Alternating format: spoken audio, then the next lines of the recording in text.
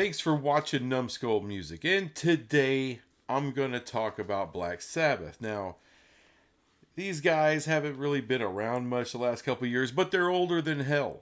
But however, the last time they were really at the forefront was probably when they put their album 13 out, which I think was their very last album.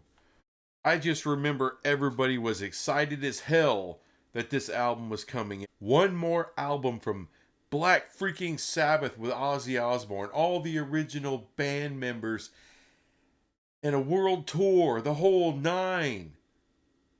And then we found out, well, it wasn't exactly going to be that. So you get Ozzy Osbourne, you get Tony Iommi, you get Geezer Butler, but Bill Ward. No Bill Ward. Son of a bitch. One of the greatest metal drummers, the godfather of metal drumming, doing the little jazz thing. This little greedy, little snotty English bastard wanted equal money with Ozzy Osbourne. How damn dare you? At least that's what we were told by all the music media out there, that hey, it needed to be a four-way split, right? You got Black Sabbath back together. Everyone needs to make an equal 25% share of the album and the tour. Now, I never really bought into that. On the surface, it sounds great. Sounds amazing. That's exactly how it always should be in bands, right? Absolutely.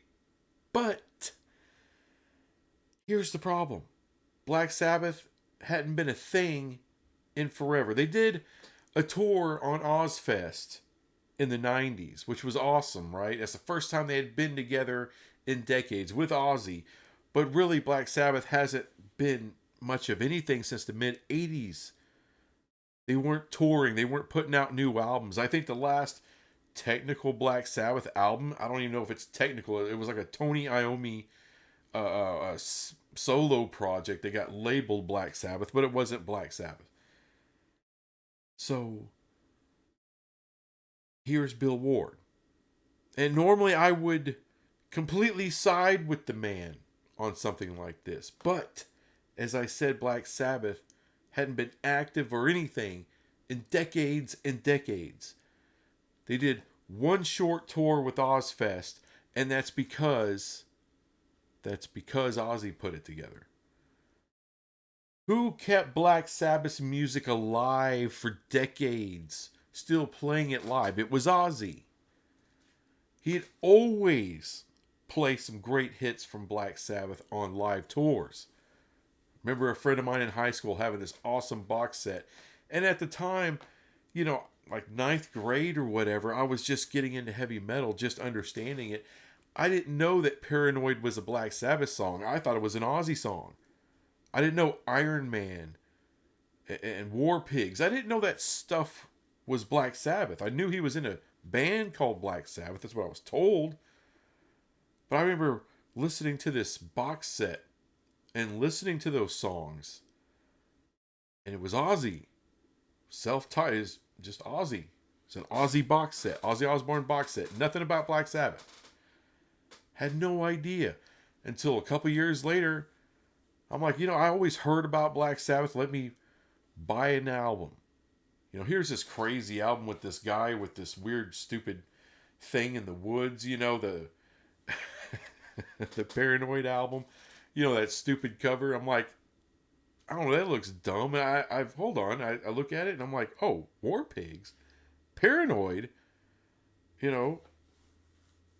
Iron Man. I didn't know that was actually originally Black Sabbath stuff. So I bought the album, fell in love with the album. Fairies Wear Boots, everything else, freaking amazing stuff. And then I bought a bunch of their other albums, and their shit. And this is in the 90s, and it held up.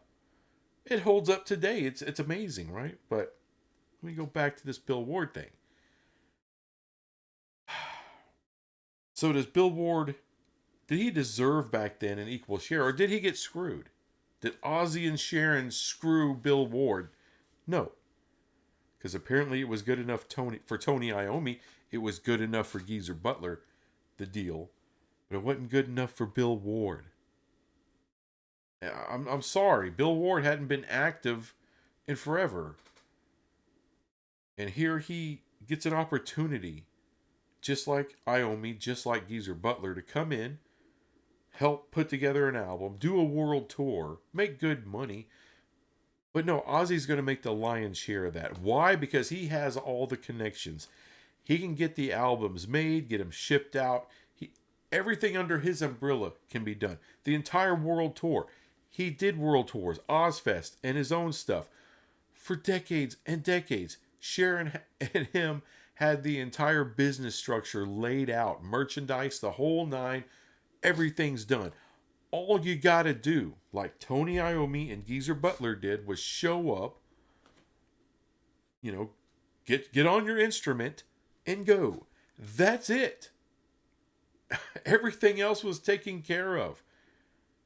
I'm sure they would buy you even your socks, everything. You didn't have to do shit. All the heavy lifting was done by Ozzy and Sharon and their production company. Everything. So no, if I'm Sharon Osbourne, if I'm Ozzy, who's going to back up his wife, I absolutely would be saying, no, I'm going to get the lion's share of this money here. Y'all get paid great. Y'all get to go out on tour. Everything's done. Hotels, everything. You ain't got to do shit. Zero risk for those three guys. Why do you think Tony Iommi and Geezer Butler said, okay, that's cool. All we got to do is show up and play. Write some songs. Put another album out. And by the way, there was no hits on that album. It was decent. 13 was decent. It wasn't like it once was. It was kind of disappointing. But it was okay for, a group of guys who were, elderly damn near, putting that out. I thought it was cool. It would have been cooler with Bill Ward. But, the whole tour would have been cooler with Bill Ward. It would have been a true reunion and everything would have been awesome. But he wanted the equal share. And I'm sorry, I don't think he deserved an equal share. Back in the 70s, absolutely. Everyone was on equal playing field. But over the course of decades to the 80s and into the 90s, Ozzy's star had shot to the heavens. He's the attraction. This guy is a Hall of Famer without a backing band. If he had never been in Black Sabbath, he'd still be a Hall of Famer. Just look at all the bands that blew up because of Ozzy, whether being associated with Ozfest or he just taking them out. Metallica they blew up because of Ozzy taking them out.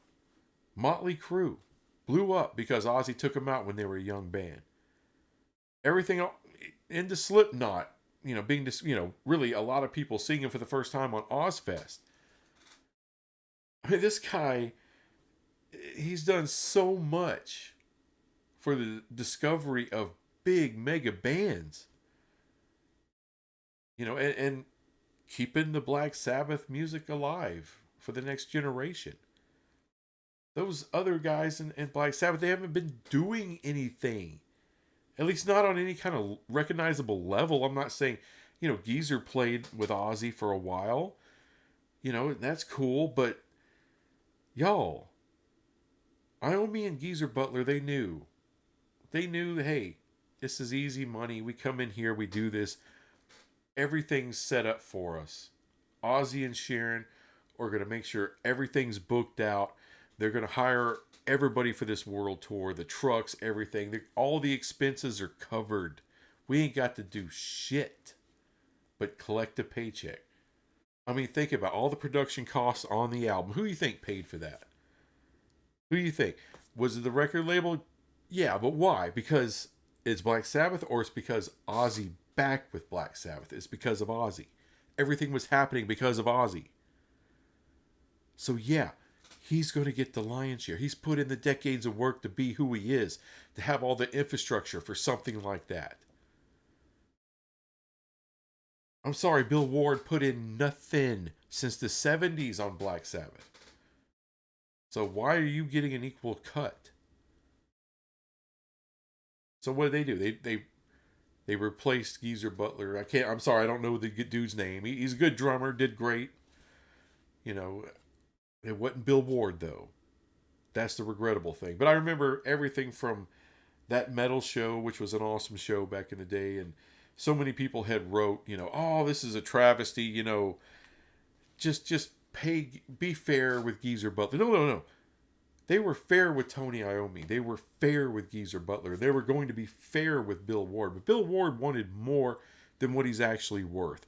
That's the bottom line. He wanted more money than what he was actually worth. At that time, he's just another old man. Another has-been that played in a band in the 70s. Ozzy, at that time, still hugely relevant. One of the godfathers of metal. That's how he was seen. Was Bill Ward massively respected? Of course. I massively respect the guy. And the other two members, Tony and Geezer. But Ozzy was the big mega star out of the whole thing. He's the one putting it all together. Therefore, he deserves the bigger cut of the money. He's the one putting out the risk. It ain't Bill Ward. The other two recognize that. They signed up. They helped write the album. They did the tour. It was a beautiful freaking thing. I wish Bill Ward wouldn't have been such an asshole. I really do. I would have loved him to have been a part of that. That would have been so freaking awesome for the fans. He just wanted the money that he wasn't owed. He wasn't owed. This wasn't the 1970s anymore. This was the 20 teens. What is that? 30 years later, 40 years later? I think it's 40 damn years later. And I'm sorry, but the big star is going to get the big money because they're the one putting it all together, not you. Unfortunately, I just wish he would have recognized it. And, I really wish Iommi and Geezer would have stepped up publicly and said, we want him here, but he's got to get his head out of his ass. I wish they would have approached it like that. Shame him a little bit publicly. Because unfortunately, publicly, everyone was backing Bill Ward. We understand, it's a band, it should be split 4 ways. But it's a band, a 40-year-old band with only one guy has been truly active in keeping that music alive. So, and that one guy is putting everything together. So that one guy gets more money than everybody else. Deal with it. Deal with it. But he didn't. We all missed out a little bit. And that sucks. But I've been holding that in for well over a decade. So, being a new channel, there's some things I'm going to drop my little hat into that's completely old and stupid news. But hey, you know what? Screw it. It's history now. We can talk about it. Anyway. Thanks for watching this crap. And I'll be back with some other crap some other time. Bye.